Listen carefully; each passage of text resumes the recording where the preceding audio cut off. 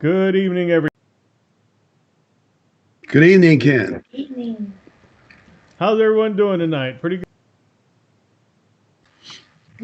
We're locked down, but we're surviving. good. Actually, Kenneth down there, Ken's not locked down where the rest of us are. We still can't go to a restaurant. But welcome, everybody. Welcome, everybody, to episode 341 of Line Upon Line. Tonight's topic is Haggai's encouragement to build the third temple in Jerusalem and why it must be built again. So, Dr. Ricks, if you'd start us out with some jokes, that. Okay, we're going to start with lockdown humor since we're suffering from lockdown. People are using the word lockdown because they can't spell quarantine. The guy sent the joke, he spelled it with a K. You know, I'm pretty sure that I just heard my Fred say, "What do you want now?" I walked past it. Never mind. Let's go to the next joke. I'm as bored as an Amish electrician. Here's a health tip for us in the law. A glass of wine in your right hand and one glass of wine in your left hand. You can't touch your face.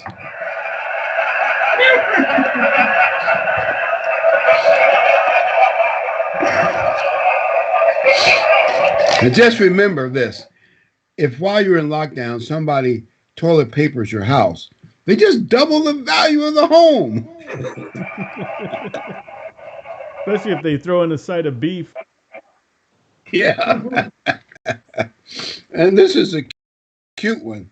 The guy says, when I was in school, smoking pot was illegal. Now weed is legal. The kids can't go to school. They're living the dream.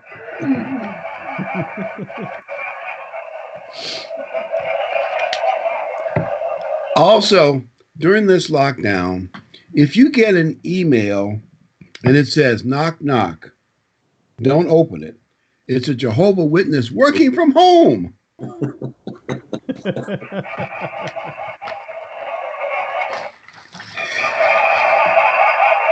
Now, I was told my Amish joke and my Jehovah's Witness joke might offend any of those people from those religions listening to this program. If any of you are listening to this program, brace yourself. You're going to learn a lot of new and shocking things. Exactly. And I don't see any Amish sitting in front of their PC watching us on YouTube anytime soon. But I think good for them if they did. Yep. Okay, we're going to talk about, we start with how Haggai asked a big question regarding the temple. The Jews had come back from exile, and under a lot of political pressure, they didn't really want to go out there and rebuild the temple. They wanted to do other things like the wall and their own homes, etc. And so Haggai, they believe, is a much older prophet. And by the way, it's the only book in the Bible that has only 2 chapters. He gives them a short, quick message. And by the way, it's also believed that the writing prophets, because God had them write their message down, they're different than some of the other prophets. Their messages were written down because they applied to later generations like ours. That's why they're written down. Using that same principle, that means what Haggai wrote to the Jewish exiles about rebuilding the temple applied to us in our day, or he wouldn't have had to write them down.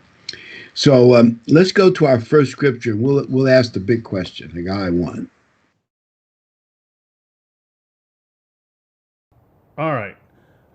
In the second year of King Darius, in the 6th month, on the first day of the month, the word of the Lord came by Haggai, the prophet of Zerubbabel, the son of Shealtiel, governor of Judah, and to Joshua, the son of Jehozadak, the high priest, saying, Thus speaks the Lord of hosts, saying, This people, the time has not come, the time that the Lord's house should be built. And by the way, if you read the rest of Haggai, he elaborates further on how they're going to have problems if they don't do it, and they'll be blessed if they do it. But the point is, he was saying that you people think this is not the time to build the temple.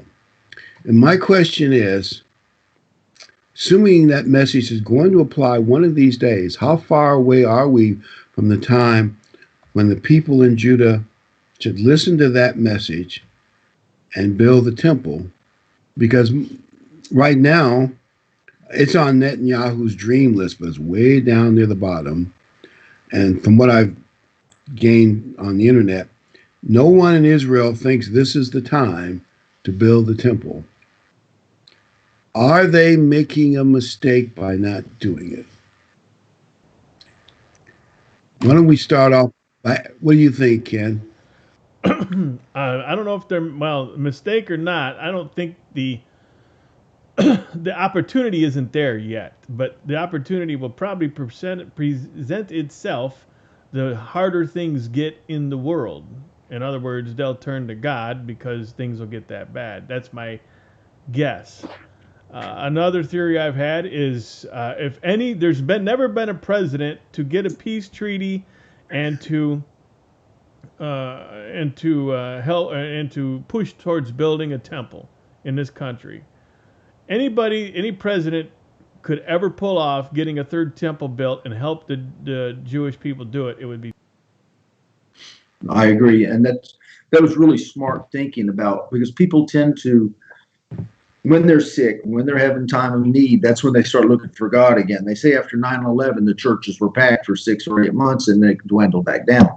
So if things get really bad, I could see people saying, you know what, we've turned our back on our faith. Let's build a temple. Let's get the sacrifices. And trying to put everything in place. That's a really good thought. And anybody, like I said, could pull it off would be Trump. That means Trump's got to get reelected. What do you think, Kenneth? Ken Esters, talk to us, man. Wake up. I tend to. It's your turn to look at the camera. I get confused on my own name sometimes, but I tend to agree that the temple's a lot closer than a lot of people think, and the reason why is because this whole pandemic thing is we've never seen anything like this. And you can talk about 1917 all you want to, but there was a completely different scenario. We're supposed to be better than that. So when you think about that aspect of it, and all the technology we have these days, like what we're doing right now, back in the 1917, they didn't have this. So, if you think about it, the technology there has been broke down or leveled up, but it's kind of been broke down too with the medicines. And so, Israel's going to look to turn, like David said, they're going to look to turn to God. and I can see it starting up quicker than normal. You know, they've got the temple. What do they call them? The Temple Mount Faithful or whatever. There's an organization. Mm-hmm. They have everything ready to go.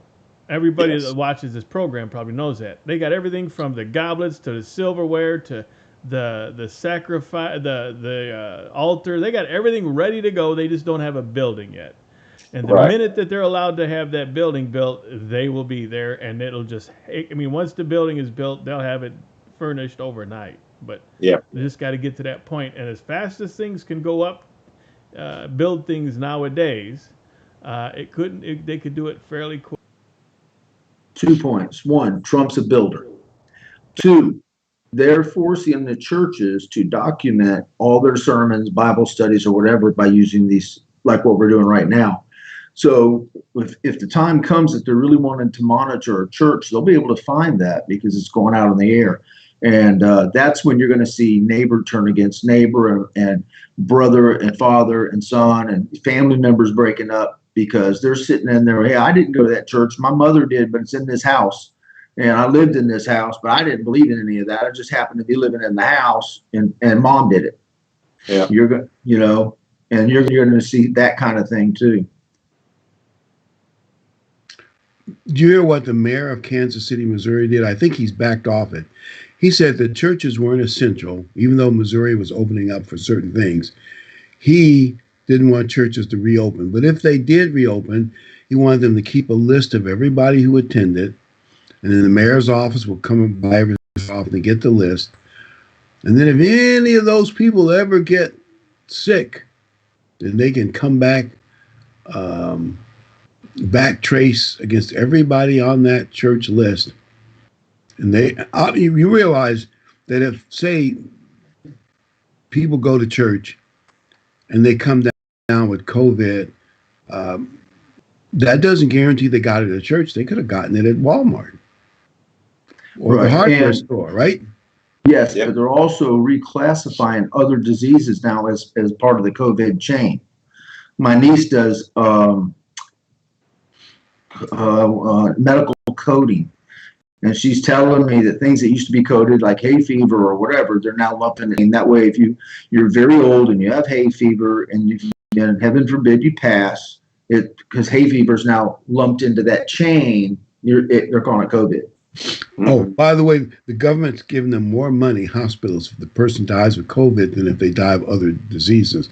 Right. You realize once hospitals realize that, they're going to pad the number some, that's for sure.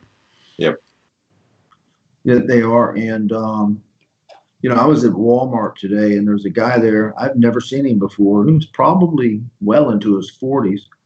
And he had his mask on his neck. And he said, I'm wearing a mask. But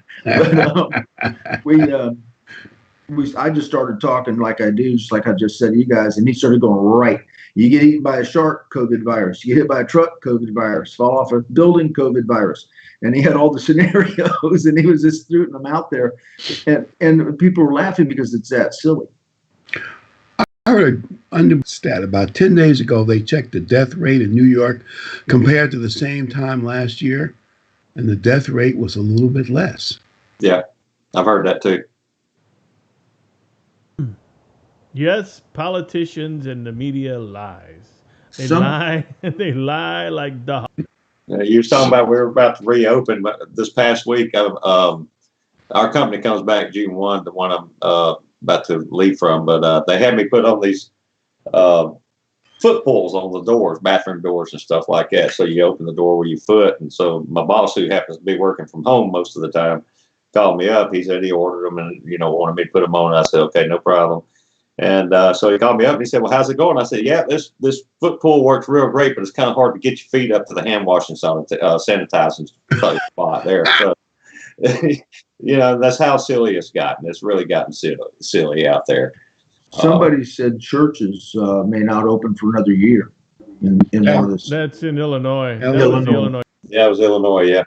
Well, they had 16 people die from the COVID virus just over last weekend. Underlying health injury was bullet shot wounds. Yeah. You're kidding me. That's Chicago. No. The funny thing is, that's what communist China does. they make people, you go to church, you have to, the government needs to know who attended that church. And you think about it, that will discourage people from attending if you know you're going on a government list. Because you're going to say, well, what will the liberal government of Kansas City do with that list in the future? I'm on the list, so I don't care. Yeah. I'm on a couple of lists. By the Did you way, see the fight in China today in their government where there was a fight or a lady started something or something like that? I thought it was interesting. China's supposed to be over this thing, but everybody's still wearing a mask in there. And I was wondering if they came from America, the mask. So, but anyway, that's a side note. Canada just made all repeating rifles and semi-automatic rifles illegal without a vote. Yep. Yeah. Governors are doing it by executive fiat. Yes. Not going to happen down here. I hope not. What was next on the? Let's go to Nehemiah 2. All right, but when Sanballat the Hornite, Tobiah the Ammonite, official of Geshem the Arab, heard of it, they laughed at us and despised us and said, "What is this thing that you are doing? Will you rebel against the king?" So I answered them and said to them, "The God of heaven himself will prosper us. Therefore we his servants will arise and build, but you have no heritage or right or memorial in Jerusalem." The reason I put that scripture is there. The same groups that pressured the exiles when they came back to Jerusalem to not rebuild the city and especially to not rebuild the temple are the same groups that pressure them now. Because basically those groups are Ammon, the Jordanians, and the Arabs. Those are the groups that are around them now that say, if you build that temple, all hell will break loose. Or some implication like that, right? Something will be so bad that they don't care, or the Arabs will be in no position to do anything, or they'll something like that's going to happen. And here's a point I want to just see what you all think. Basically, what Haggai said to them, regardless of the pressure of the surrounding people, if you all don't build the temple, God is going to make your economy, well, let's say, go down greatly. You're going to be starving, and in other words, you're going to really start suffering economically if you don't build the temple. Now, the question is the nation of Israel going to be put in that position in the next couple of years? And someone will remind them that, these writing prophets said, one reason you're not being blessed is because you have not rebuilt the temple. Now, that isn't the case right now, but could that be the case in the near future? Yeah, absolutely. This could really turn into something global. Yeah. The global economy is already suffering. So, it could very easily in less than 2 years if you really get down to it. Like, for instance, I realize the world is different than it was in 1929, but let's use that example anyway. In 1929, the stock market collapsed because they were doing too much hedge buying and some other bad things. And then it really hit countries like Germany and certain European countries really hard, and the whole world went into what's called the Great Depression.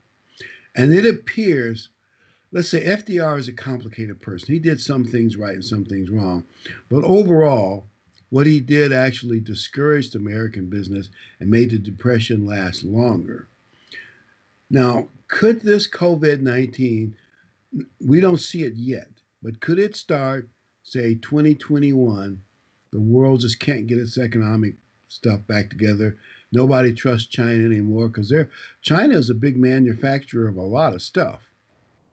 Oh yeah, your iPhone. And nobody trusts China anymore. And like I'll ask people, you walk into almost any restaurant anywhere and you pick up the salt shaker to the bottom side. I bet you it says made in China. I'll bet you money on it. Yeah. So if everything goes to pot, And we have, if you don't call it a trade war, at least it'd be trade confusion and mess. Could that affect Israel? The whole world's so connected right now, economically, that if something hits China, it's going to hit everybody. Something hits us, it's going to hit everybody. Something hits Germany, everybody's going to feel it. I mean, we are way too connected. George Washington said we should never do commerce with any other country, and before he died, we were doing commerce with Great Britain again. I mean, it's the reason the Marines were put together were to fight the pirates in Tripoli. Well, why were we there if we had everything here we needed? Why? Right. Because Satan's plan never changes. He's subtle. He does things that we don't see. My whole thing with this COVID thing is, what are we not seeing because we're looking at this? Pay no attention to the man behind the curtain. Is there something else going on? Now, 100 years from now, we'll all know. But, well, I ain't going to be here in 100 years. But I mean, I don't know. I mean, it could work out, but it could be the beginning of an economic slide. And what's worse, some governors, you can sense it in the things they say and do.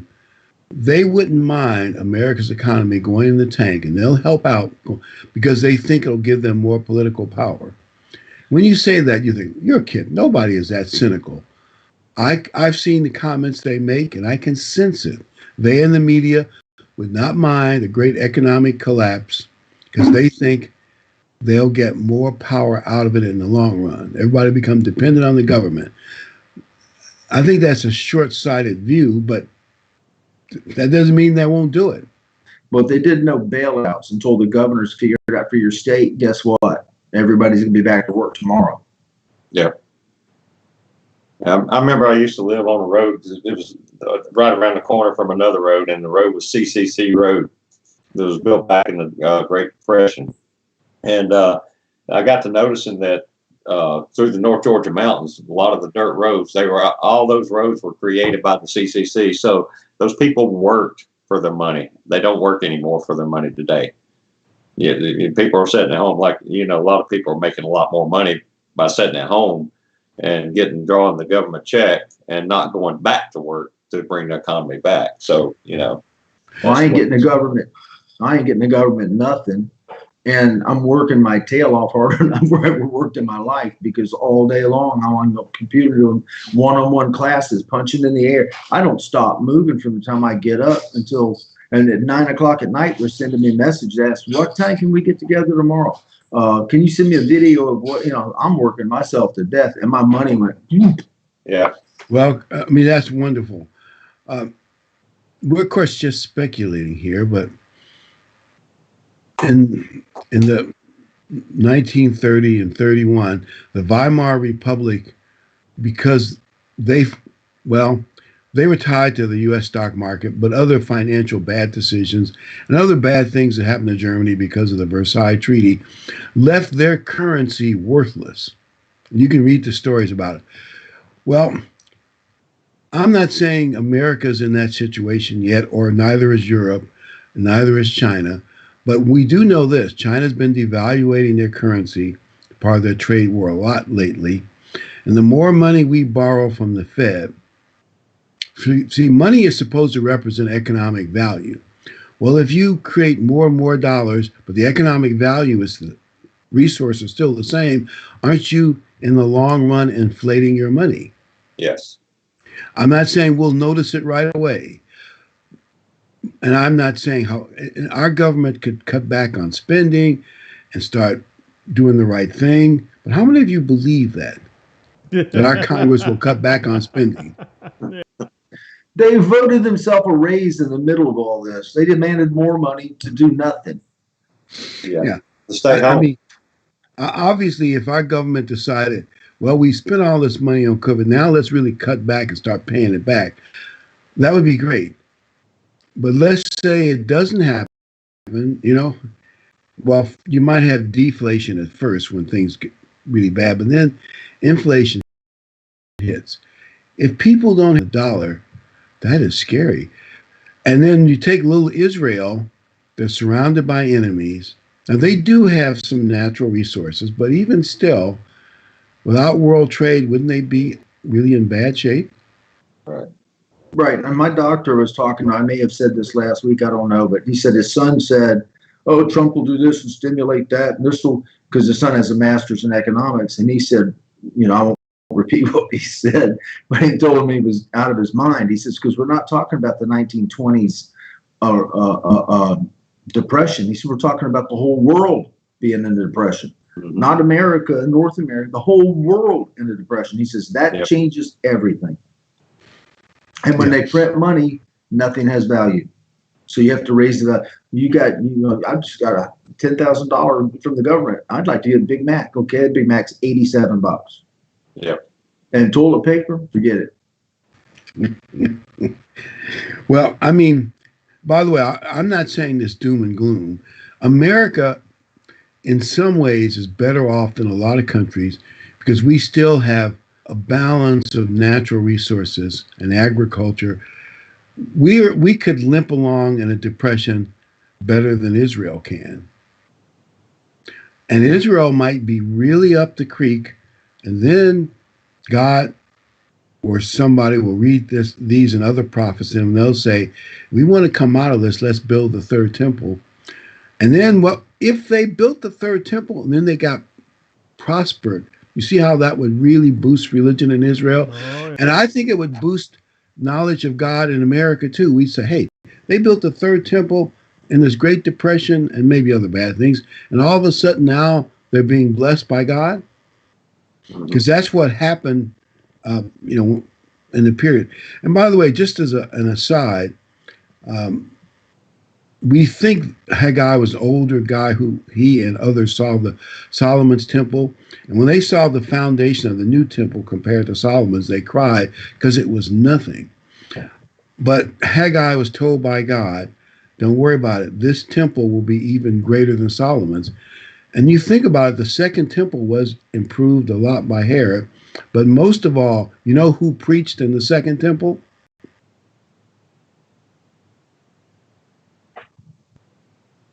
Jesus Christ and his apostles. That made the second temple even greater than Solomon's temple.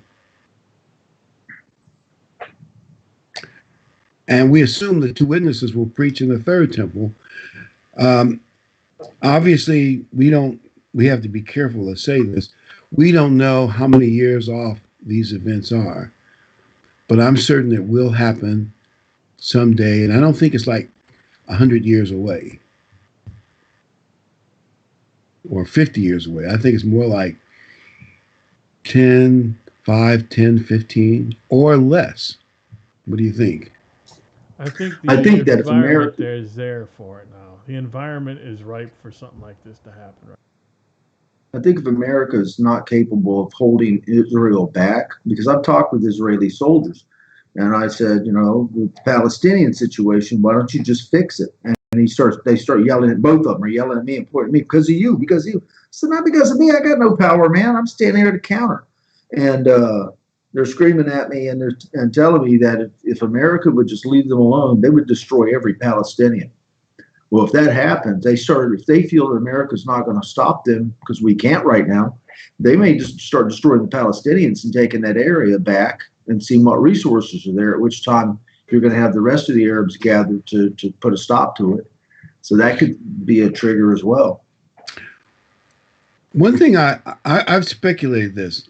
We were reading an article when the 6-Day War, this 1967 war came, and Israel got that lightning victory, and they took the old city of Jerusalem. Everybody expected them to blow up the Dome of the Rock and start building the temple. And obviously they could have done it then because they had just fought a war with the Arabs. So what were the Arabs going to do? They already had been defeated. But they didn't do it. Now, I heard one reason was that the general in charge, Moshe Dayan, was a secular Jew, and he and some other Jews are not that eager to get this temple thing started. But is there a possibility that behind the scenes, quietly, America, we still supplied them with a lot of weapons in crucial moments. So we're still an important factor in their military as a weapon supplier. We kind of leaned on them and said, we didn't want to upset the Arab world. Let's let Jordan continue to control. I mean, there's a group from Jordan that controls the Temple Mount. Let them have it. Don't you think that's a likely possibility? And that's why nothing was ever done back then when the opportunity was the greatest? At this point, anything is possible. When I pray for discernment. I pray, help me figure it out, not just biblical discernment. Help me figure out what to do with my life, how to make wise decisions with my family and my money and those things. And at this point, unless God just gives us the information, anything seems possible or even likely or not likely. I mean, it's that, we don't know what's going on behind closed doors. I know that. We live in a very volatile world that's pushing heavily towards a one world system. They want a Well, complete one world system, and they're pushing hard for it. Everything they do against Trump, against this country, is pushing towards that one goal. right, right. That's why they're putting up satellite. They've got 12,000 more satellites they're talking about putting up so they can totally engulf the world in satellites. So they're listening on every device you've got. They're tracking you everywhere you go. The comedian from Russia, Yakov Smirnov, back in the 80s, he says, America is so different from Russia. In America, the TV watches, in Russia, the TV watches you. Well, now we want to be watched. I mean, we got the Siri in the house. I got a friend of mine, every time his wife gets up, he runs in and says, Siri, record. In case she kills him in his sleep, Siri can catch her. Yeah. That's a true You story. got to find different people to hang out with. Seriously. That's a true story. I don't doubt that. That's why I said you need to find different people. She You walked ready for by the next one- verse? We got quite a few. Yeah, let's go to the next verse. Haggai 1:9. All right. You looked for much, but indeed it came to little. And when you brought it home, it blew away. Why, says the Lord of hosts? Because of my house that is in ruins, while every one of you runs to his own house. So God wouldn't bless them until they built the temple. That day will come someday. And here's my thought. If we have a very progressive liberal regime in Washington, I guarantee you they would use all their power to discourage Israel from even thinking about building a temple. I remember when the last administration, Israel was rebuilding some more apartments in East Jerusalem, and maybe a few surrounding areas of East Jerusalem. And our government screamed and complained. And then y'all said, wait a minute, it's our city and it's our government, and you're telling us we can't build more apartment buildings? They're apartment buildings for Jewish people, of course. And our government was pressuring them not to do it. I think Netanyahu did it anyway, but they were do it. And even many of our moderate governments, I think, would give in to Middle East pressure. But I don't think Trump would. Now here's where it gets dicey. Trump's daughter, his favorite daughter, is married to an Orthodox Jew, Jared Kushner. Is that a point of influence regarding the temple? But I don't know. All I know is Kushner's new peace deal says that both religions, or all three religions, should share the holy sites. But he hasn't got the PLO to sign off on any of that. So I don't know. What does that mean? Anything? I've said, Daniel, I think it's 11, where it says they'll sign a peace treaty, but it'll be broken. The Muslims are not allowed to sign a true peace treaty. They can 7 years, but it's only for the purpose of rebuilding their military. So my thing is, I think Trump will be reelected probably 6 months in. They'll start building a temple, sign some kind of a peace treaty, and when he gets at the end of his election, that's going to be 3.5 years, and then we'll get a new president. Probably is not as Israeli friendly, and they'll break the deal, and then who knows at that point. I don't know. I'm just guessing. It's as good a guess as any. That sounds like it could happen. We'll just have to see. One principle that you all have said is that in hard times, people get closer to God. I mean, if you're God and you're sitting in heaven thinking, I want to get the Jews to rebuild my temple in a few years, and I want America and Israel and maybe Britain and Australia to be a little more God-centered. Would he make us more prosperous or less prosperous? Well, Oh, Laodicea. Laodicea. So, what do we need to do this? We want for nothing. So God's only the ATM, right? You know, I was watching I watched the Jewish services on television. We have a Jewish channel, and so I watched the services. And a guy asked the rabbet, the That's all. It sounds like raising that, but go ahead. Rabbi. He asked the rabbi, the female rabbi, what was God doing during the Holocaust? And she said, God was weeping. So I went to a friend of mine who's a very conservative Jewish man, and I said, how do you answer this? Because I know how I answer it. And he goes, I said, what were the Jewish people doing that God allowed this to happen to them?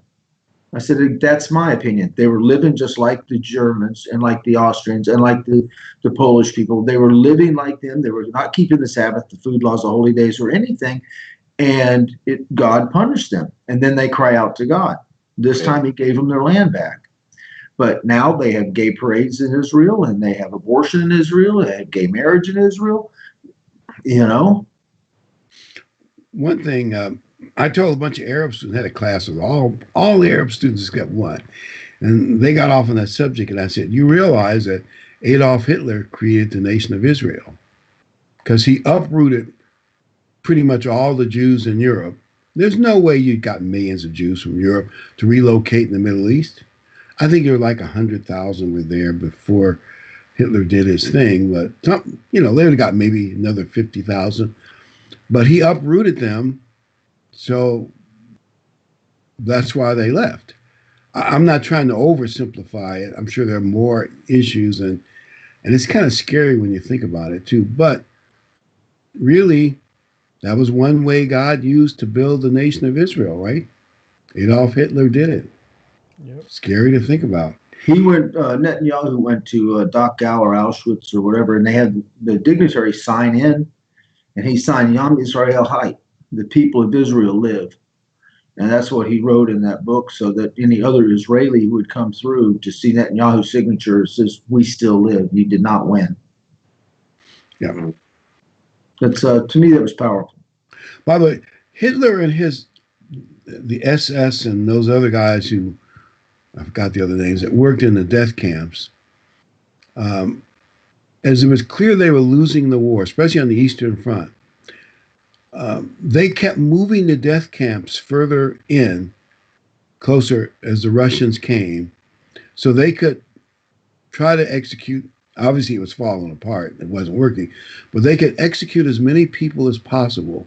They knew they were losing the war, and they knew that they weren't going to be able to wipe out the Jewish population like they thought they could. But they were so diabolical. They said, well, we're going to do the best we can. And in some ways, they didn't even care if they got caught. I mean, they covered the evidence a little bit, but you know what I'm saying? That's about as diabolical as you can get. Pure. And don't forget, the Catholic Church helped to finance hiding so many of those murderers and those leaders and relocating them to South America and places like that. Yeah. Yeah, the Catholic Church has some clear guilt since Europe is 98% Catholic, at least most of where the Nazis did their thing, and they did little to stop it. And then that's kind of amazing when you think about it. But that subject is so touchy that, it's kind of, you're scared to say anything because, we can't throw any rock. We're not that righteous either. And anyway, I'll better get off the subject before I offend any of you people. But you know what I'm saying, don't you? Right? I'll throw rocks at Catholics. I have no problem with that. I did it the other day in a parking lot. Oh, here we go. Back? Did they throw the rocks back at you, Dave? I've got a lady who's very devout Catholic who loves me to death, and she comes and visits me and hugs me and hangs out with me a lot. So I'm really being funny, but I did throw rocks at her. But I'm kidding. It's the only way to make her go away. No. Also, the second part of what our headline was is that however it happens and whenever it happens, the third temple must be built to fulfill Bible prophecy. Let's go to our next scripture, Daniel 9:27. Also, I didn't put this scripture in there, but if you go to Daniel 11, I think it's 31:32, it says roughly the same thing. Then he shall confirm a covenant with many for 1 week. But in the middle of the week he shall bring it an end to the sacrifice and offering, and on the wing of abominations shall be one who makes desolate, even until the consummation which is determined is poured out on the desolate. So before the end time, an evil guy is going to desecrate the temple. I said you can also read further on in Daniel 11:30. Well, you got to have a temple in the end time for the guy to desolate, right? Right. Yeah. That's the scripture I was thinking of earlier that I kind of botched, but yeah. By the way, and Christ talked about what we just read and the other scripture in Daniel 11. Christ referenced that in Matthew 24. Let's read that.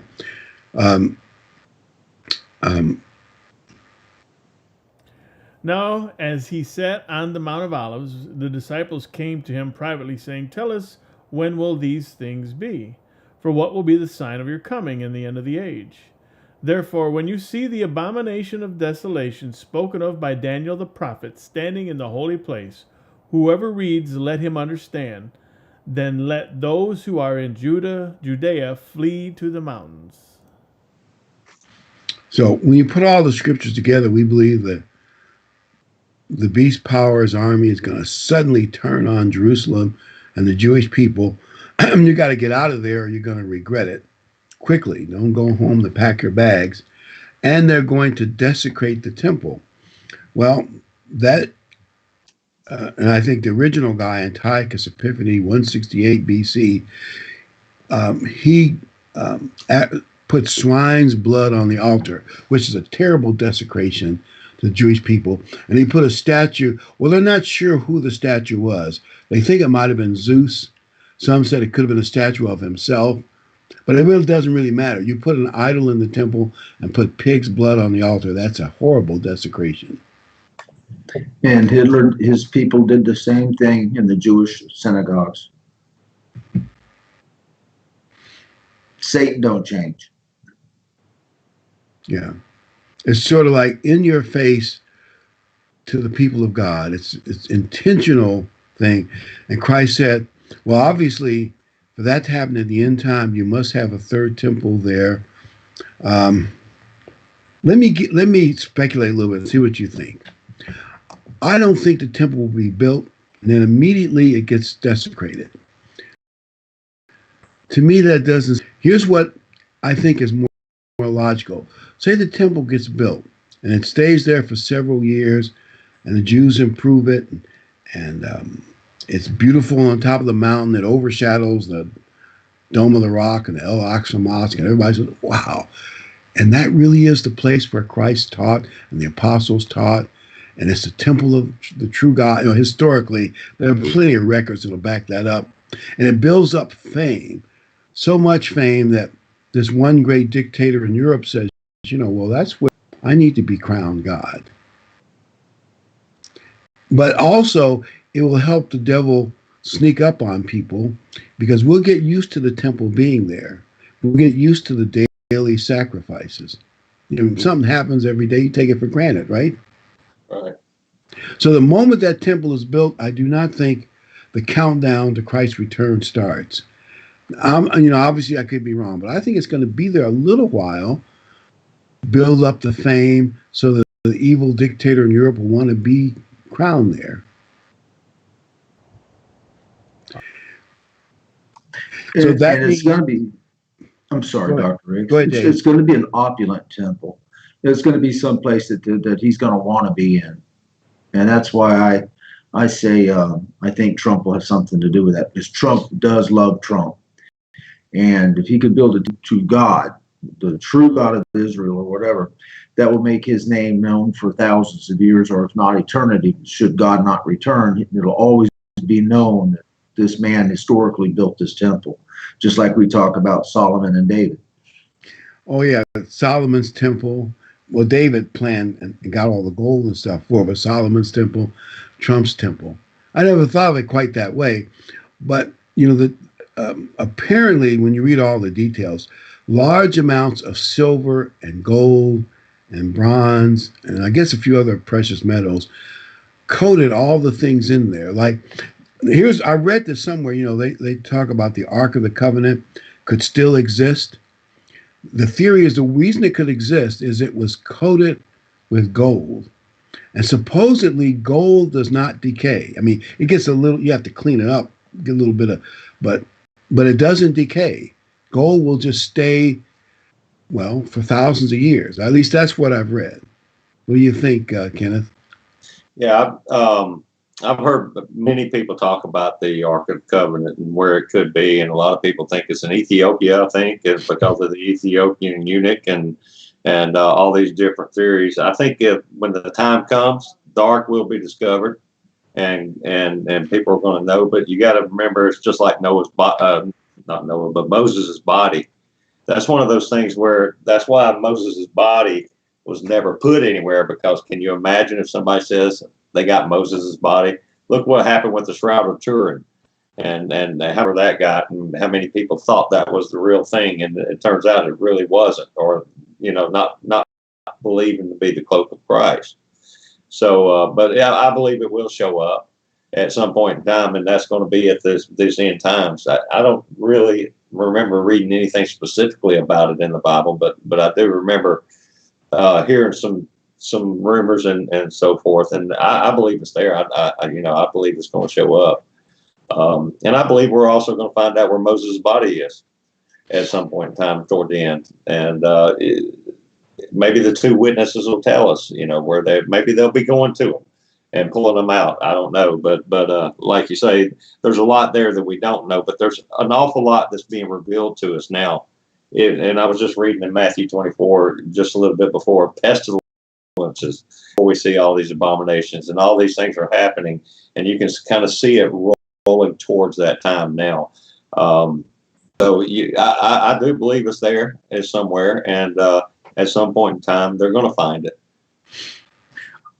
There's something talking about pestilence, other than the joke Sharknado or whatever people are telling. If we have a really bad hurricane season down here, if the Atlantic coast, South Carolina, gets a bad hurricane season, the Mississippi and then Louisiana, and we get an earthquake or something out west, we get a lot of tornadoes, which just seem to have been quite a bit of that this year. All of that, along with a bad economy, is just going to push the little guy down, or harder for us to recover. Right. Oh, yeah. And I know that, well, FEMA can spend tons of money. That just pulls us bigger into debt. They're just printing it. And that term quantitative easing, more money. And things may be okay for a while, but think of a giant temple 4 stories high with all that stuff around it,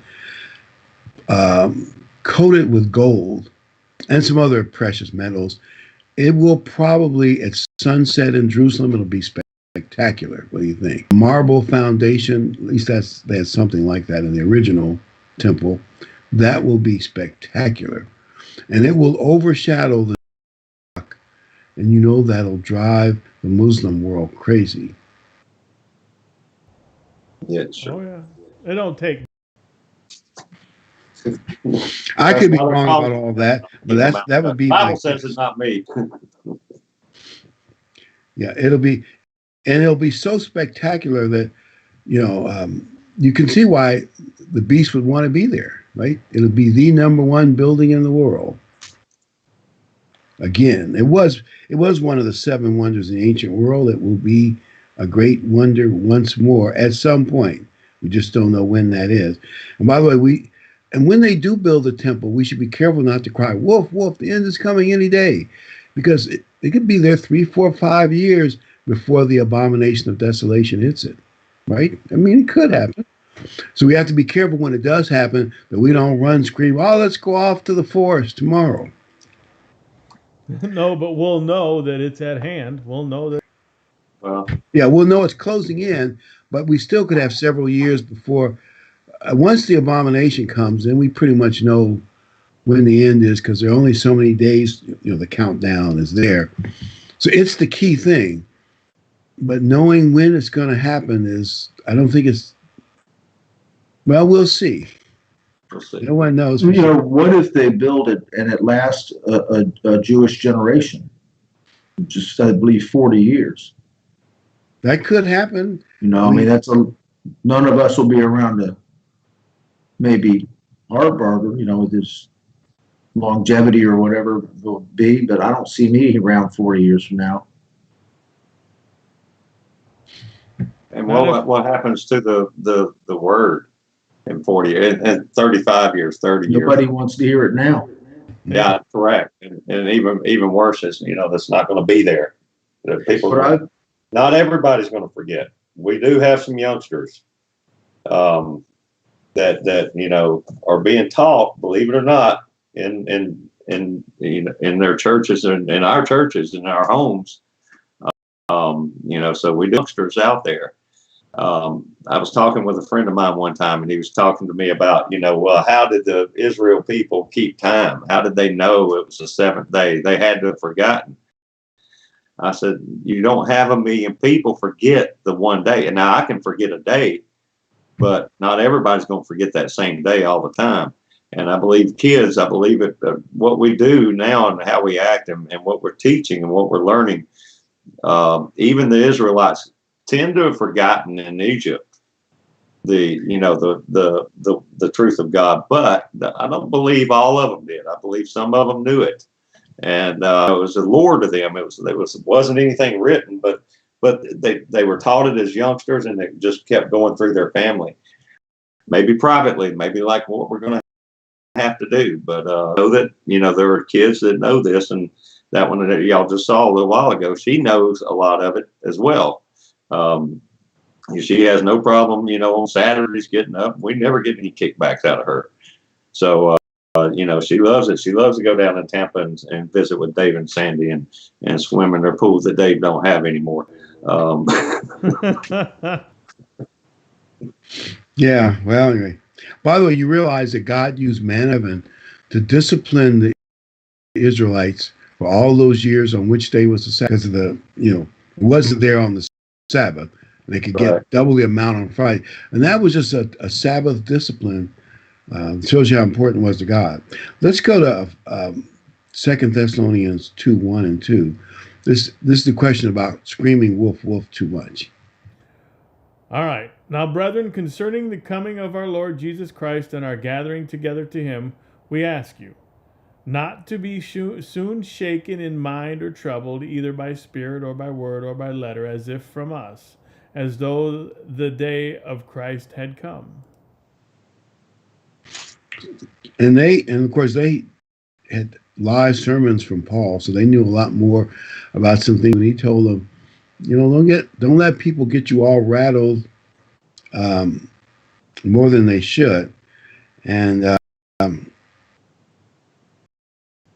we could have, even when they build the temple, we could have set before a new charismatic Antiochus Epiphanes shows up from Europe to desecrate it, right? That's correct. And it might take several years to build, or to fight the legal battle to let them build it. I mean, isn't that a possibility? Just try pulling a permit to pour a driveway.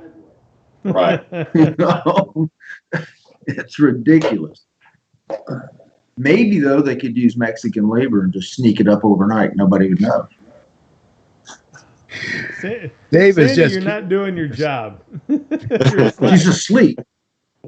She comes in the other day. She says, "Would you put the program on? I'm having trouble going to sleep." She said that Ken's just got the most soothing voice. Yeah, right. I hear you. She just needs to carry a ball bat every night you're on, and then you get like this, just out of the blue. Oh, I get the looks, and then it's like fourth grade. She passes me notes. Shut up, just shut up. We could double our viewership if every now and then she just hits you with the Louisville. You know what? If that happened, I guarantee you we would go viral. Well, you text, and Sandy was doing a pretty good job on you there, buddy. Yeah, you know what? I put out a video saying, "Hey, come up to the school. We're gonna give you free classes. 20 people, 15 people, give me a thumbs up." I put one out with her kicking me, get her accounts, 500 hits. Yeah. Yeah. All right, we were talking about. Let's go to our next slide. There you go.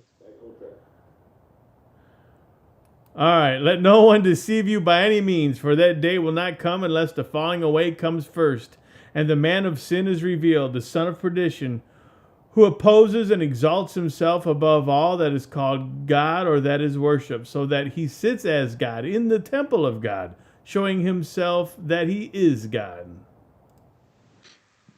And we know that prophecy has to be fulfilled before the end.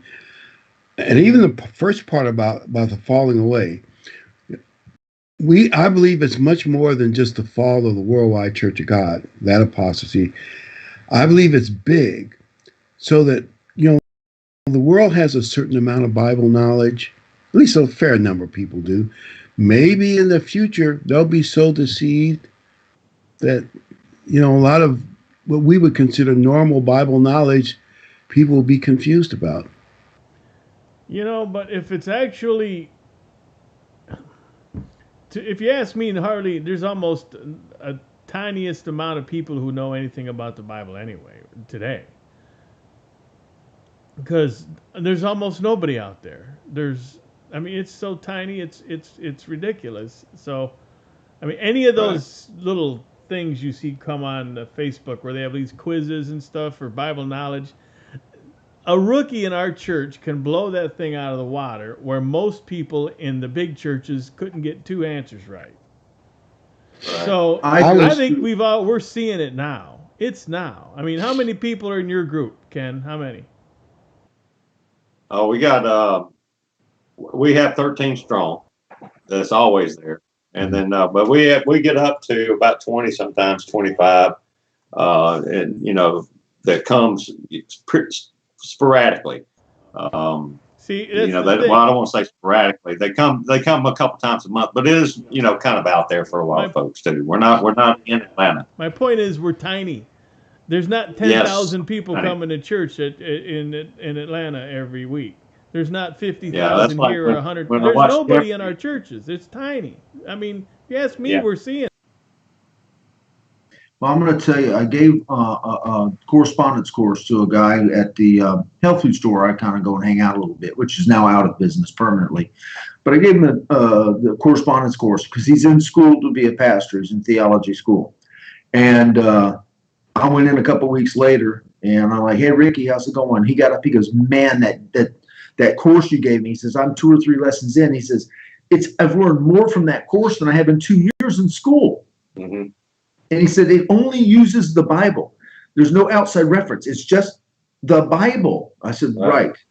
And he goes, "I'm learning so much more." He couldn't thank me enough. Still didn't give me any free protein. But anyway. Well, no. Got to ask. Well, they're gone. They're out of business. They're done. I remember something you said, Ken, a few weeks ago.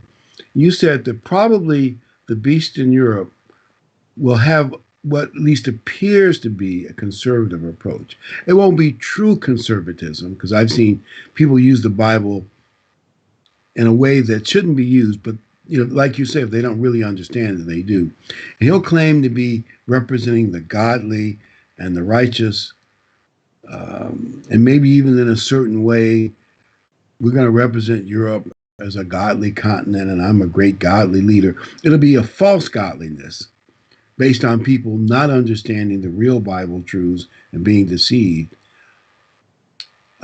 Because Satan likes to be considered a God of light. And he and his false prophet, I'll call him the super pope, whatever his title is, they're going to claim to be right. It's not real righteousness. And secretly they'll be doing evil stuff. But on the surface, they might actually make people believe this man is God or something close to that. We laugh at that now and think people know better than to worship a man. But he's going to do things Well, that make him appear to be a godlike figure. The Bible pretty much tells us he's going to be conservative because of the verse that says even the elect would be fooled by this man if it wasn't for God. Basically, is I don't remember the exact words, but for the elect, for even this guy would even fool the elect. If it were possible. See, our problem is we know too much. I know you don't think of yourself that way, but we know too much to fall for some of these things, but most people will not when that time comes. And this man is going to be worshiped in the temple. I mean, God, of course, isn't going to hear those prayers, but a lot of the people will be deceived. It's coming. So we have to have that third temple. Let's go to the next scripture. This is a more interesting scripture and a weird kind.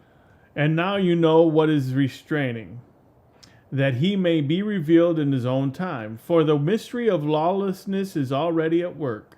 Only he who now restrains will do so until he is taken out of the way. And then the lawless one will be revealed, whom the Lord will consume with the breath of his mouth and destroy with the brightness of his coming. And I've assumed that there's some spiritual force where God won't let the devil do his complete program now. But at some point, God's going to remove the brick. I'll call it the brick or the stopper, or spiritual stopper, and say, okay, Satan, you can unleash the man of sin and the beast power one final time. And of course, the question is, how long is God going to restrain him? And we have no way of knowing. And you get the impression that the people that Paul was writing to, they knew more about it than we did because they heard Paul preach. But there is some restraint on the devil. He just can't do anything he wants yet. And maybe the harder we pray for America, maybe God, you think will keep some restraints on him a little longer? I don't know. What do you think? It would be nice. It would be nice to grow old and retire someday, and but I don't know. I got a bad feeling that.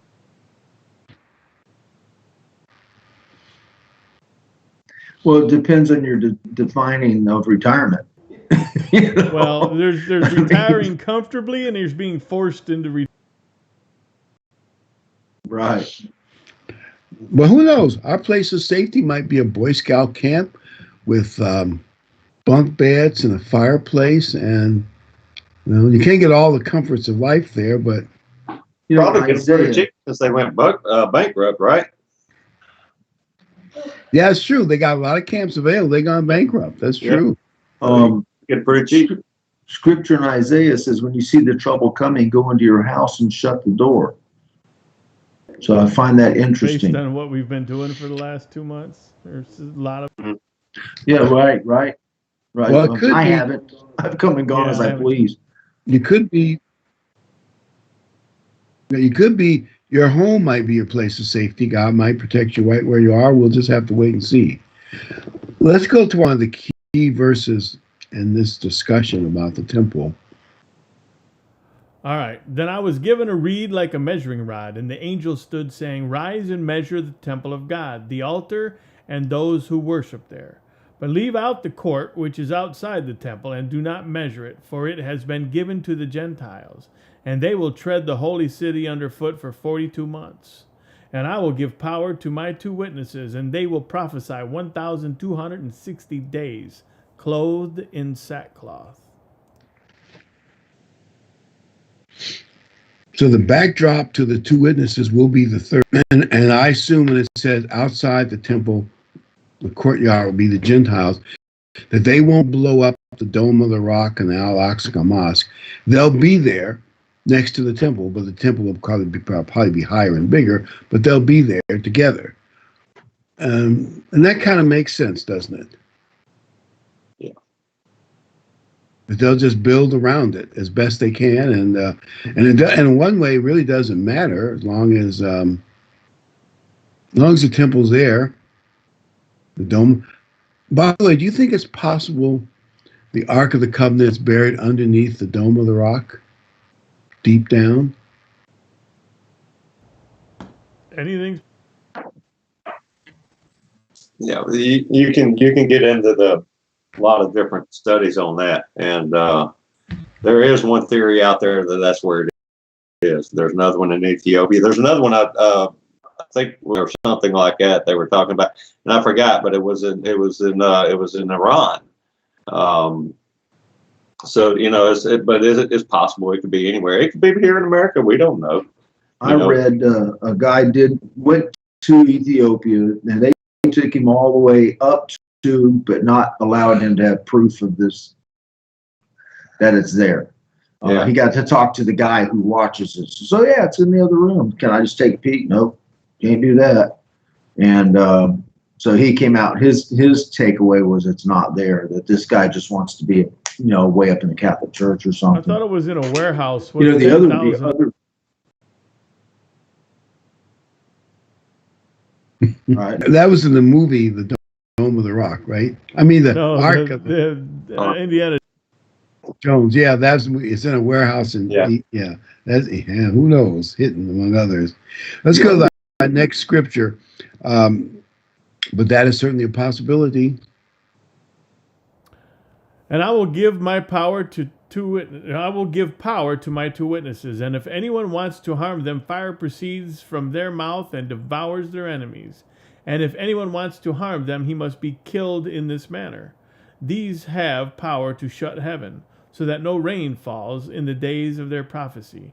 And they have power to over waters to turn them to blood, and to strike the earth with all plagues as often as they desire. So these guys will be in the role of Moses and Elijah, because Moses turned the Nile into river, and Elijah, brought the great drought on Israel. And let's go to our last scripture. This may be how they use their mouth to bring down fire on their. Then the king sent to him a captain of 50 and his 50 men, with his 50 men. So he went up to him, and there he was, sitting on top of a hill, and he spoke to him. Man of God, the king has come. King has said, come down. So Elijah answered and said to the captain of 50, if I am a man of God, then let fire come down from heaven and consume you and your 50 men. And fire came down from heaven and consumed him and his 50. And just in closing, you can see where, assuming they follow that, God follows the same pattern, no one will be able to detain or arrest these men in a hostile manner, or they can call down fire from heaven and burn them to a crisp.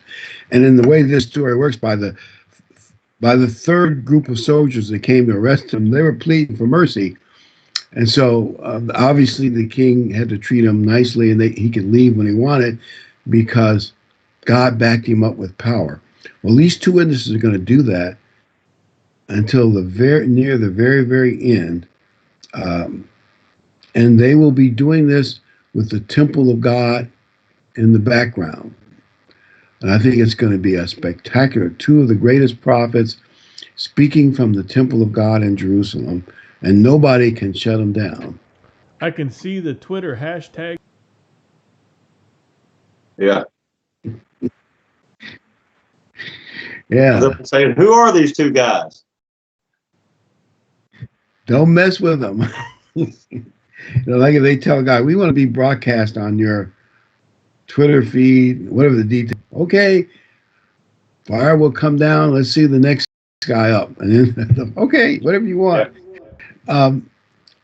Something like that. God's going to back them up. I've been often asked that, how we know who the two witnesses are.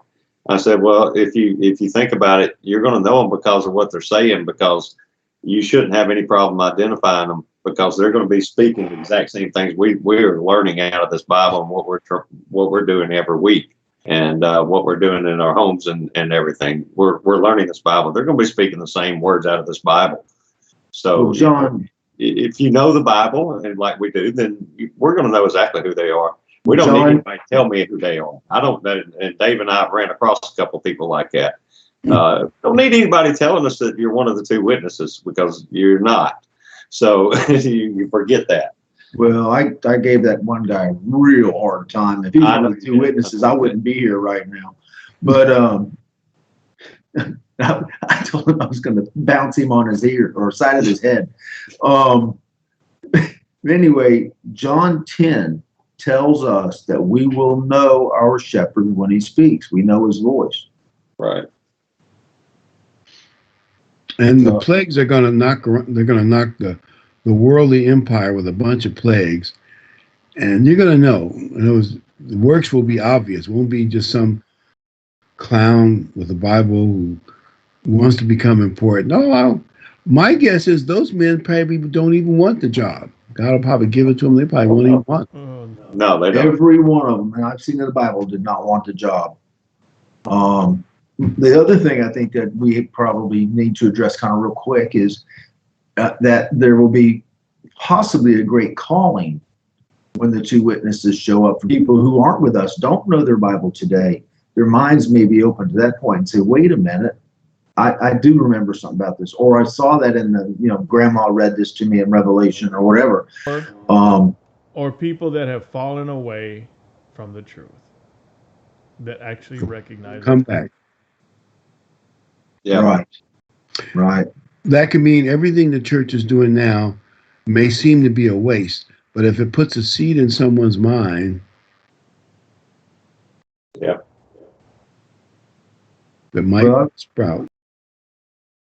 I've got a couple who are real curious that have been watching the podcast, and I got another one who may be watching us tomorrow, but I'm going to try to coach her in the morning and see if she does, because she's gone to every church in the area looking for the church. And there's a church in Tampa called Relevant Church, and she said she went there. And she said the foul language from the lectern and everything else. And she said, why is everybody cussing? And they said, because it's relevant today.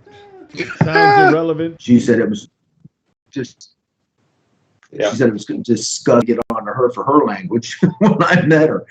So. Yeah. If anybody wants to help out, just share the page. Share our Facebook or our Facebook account and our I can't.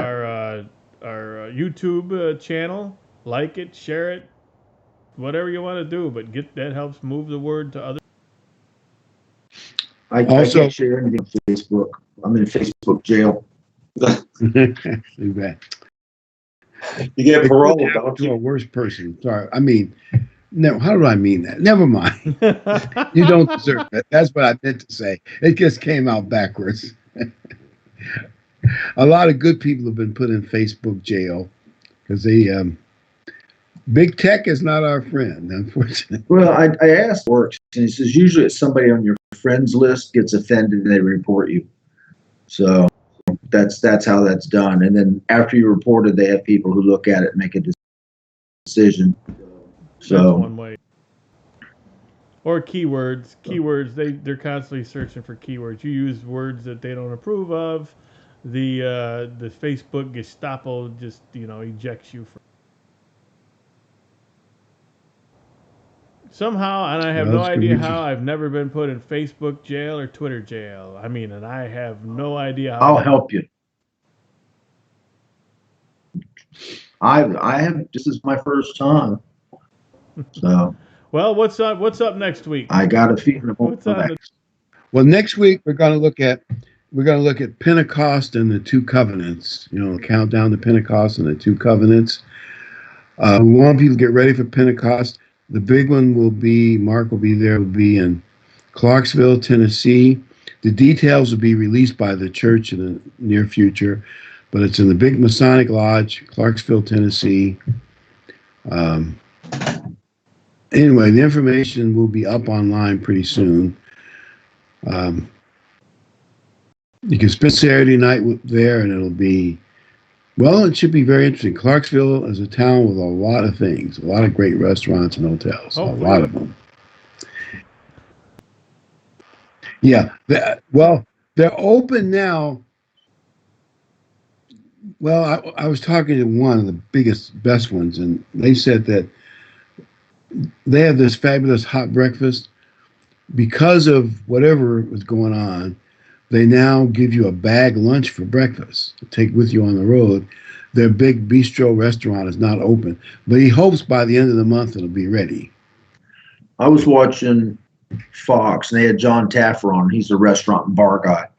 He said opening a restaurant or bar at 25% is a death blow to that business. Make it. They'll never make it at 25%. No.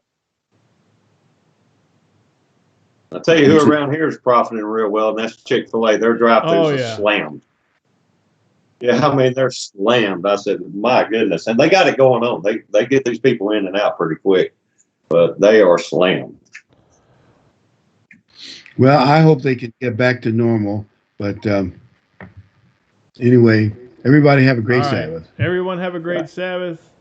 And we'll see you all back here again next week. Good night.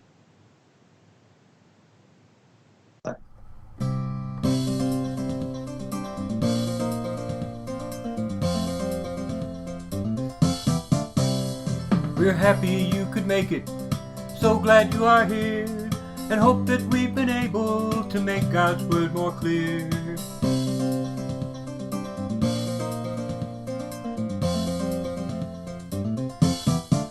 Until next time, may God be with you in everything you try. But for now, till next week, we've got to say goodbye.